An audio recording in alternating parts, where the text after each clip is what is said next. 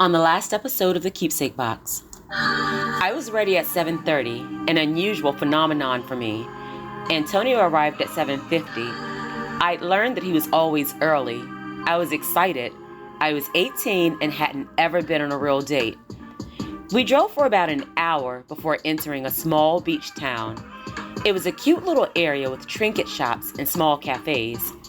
We went to a seafood restaurant.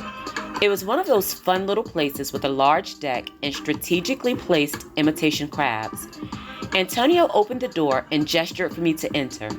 I did as he requested. Once inside, he led me to a table near the rear of the restaurant. Antonio pulled out my chair and walked to the other side of the table once I was seated. He smiled, a reassuring gesture that he was happy with how the date was going. The waitress introduced herself. She attempted to present us with menus, but Antonio stopped her before she was able to do so. He spoke in his usual confident manner. "We'll have 2 special deluxe dinners and 2 glasses of water, one with lemon, one without." Antonio and I talked and laughed while we waited for our order to arrive. Shortly thereafter, our waitress returned with a cart full of food. There are so many types of seafood, some of which were foreign to me. 4 people could easily have eaten off of those meals. The conversation followed a natural progression. We laughed and easily moved from one topic to the next. It was easy and comfortable. I never felt awkward or out of place as I often did. Antonio smiled a lot and touched my hand as he spoke to me. I knew I was in trouble. I experienced the unmistakable feeling of butterflies in my stomach. I hadn't ever experienced that feeling without a desire to dig deeper into the person who had given it to me. We sat for about an hour before unanimously agreeing that neither of us could possibly ingest another bite. The waitress returned with a check and several to-go containers. I packed up what I wanted and we walked up to pay the bill. Antonio gave the waitress $300 and we exited the restaurant. I never actually saw the bill, but I assumed that he had tipped the waitress an exorbitant amount. I was impressed by the fact that money was no object for him. Antonio carried my food with his left hand and interlocked the fingers of his right hand with mine. It was the perfect date. We walked to Antonio's car, laughing and talking the entire time. Chapter 5, Working Women. Narrated by Shandora Warren. Music by Epidemic Sound. Antonio and I drove for a while before arriving at our next destination. I have to admit that I was surprised by where we ended up. After our amazing date, Antonio had driven us to a strip club.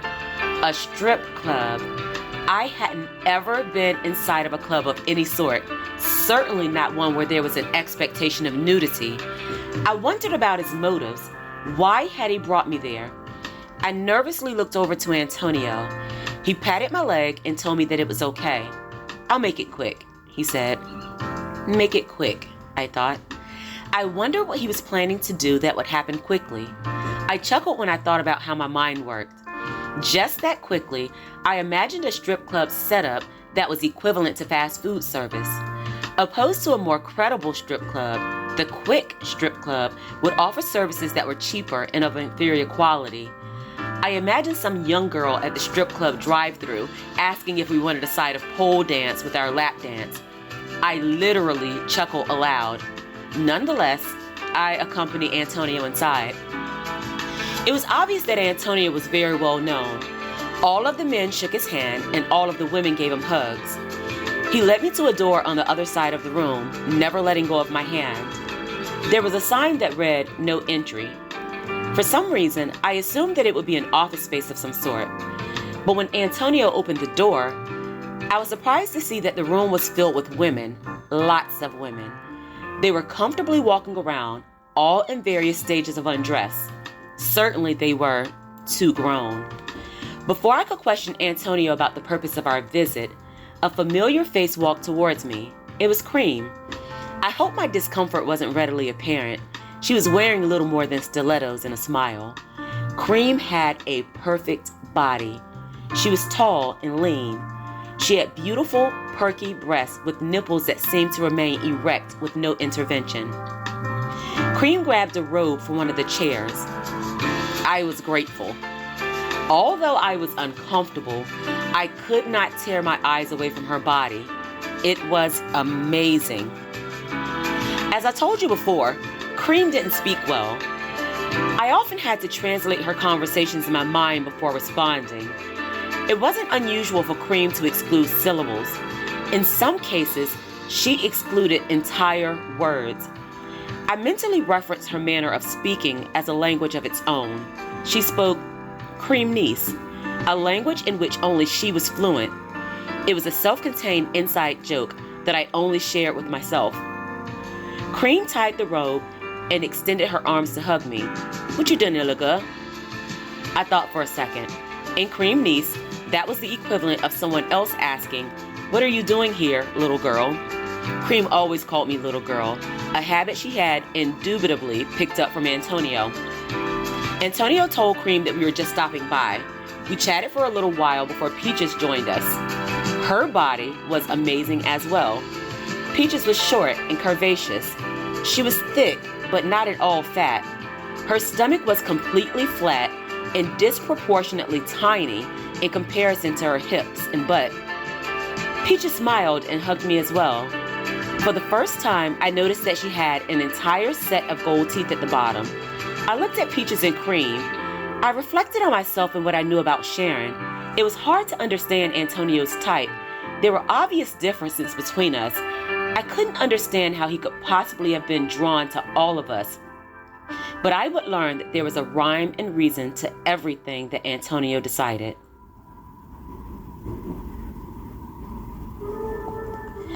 Antonio told me that he had to handle some business and that he would be back shortly. He encouraged me to hang out with Cream and Peaches until he returned. I had figured out two things by that point. One, the establishment was owned by Antonio. Two, Peaches and Cream were strippers.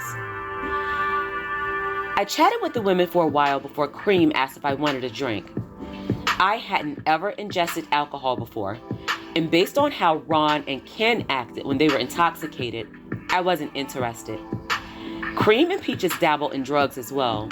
They, along with a few of the other women, alternated between taking shots of alcohol and snorting lines of cocaine, which Cream offered to me as well.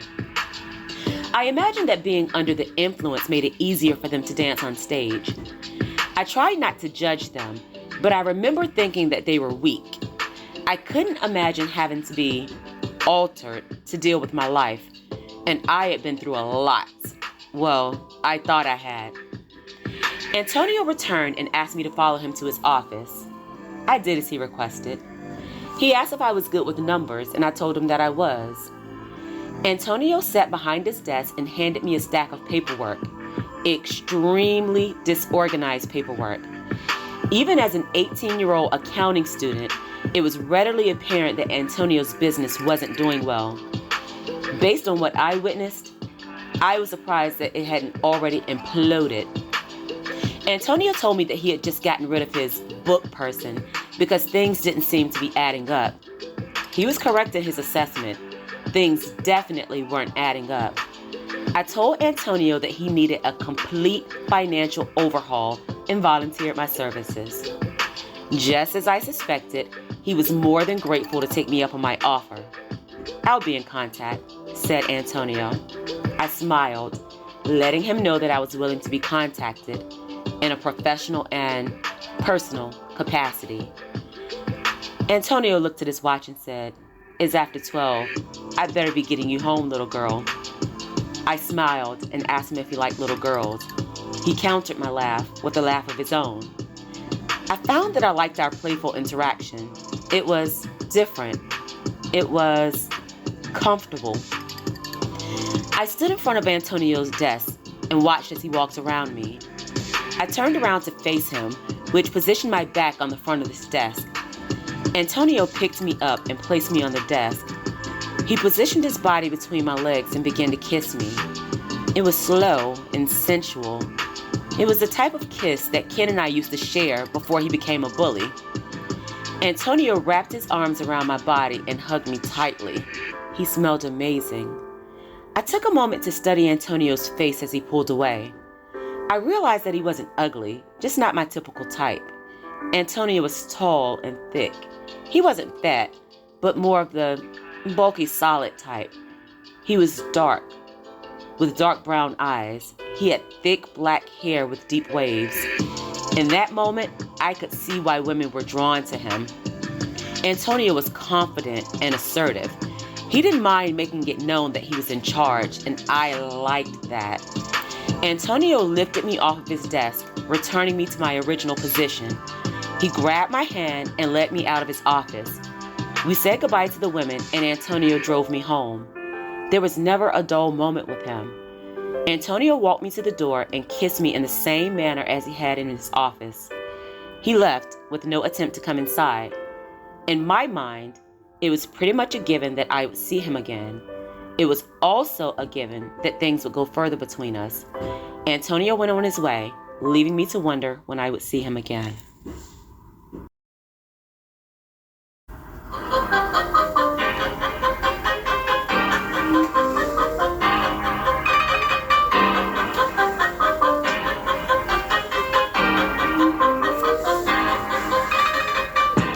Thank you so much for listening. Make sure to follow Shenny Tells a Story on Facebook and Instagram. I'd love to hear from you. If you're interested in purchasing books by Shandora Warren, they're all available on Amazon in ebook, paperback, and some in hardback formats. Thank you for helping me to create the world that I want to see. Oh yeah, you're welcome.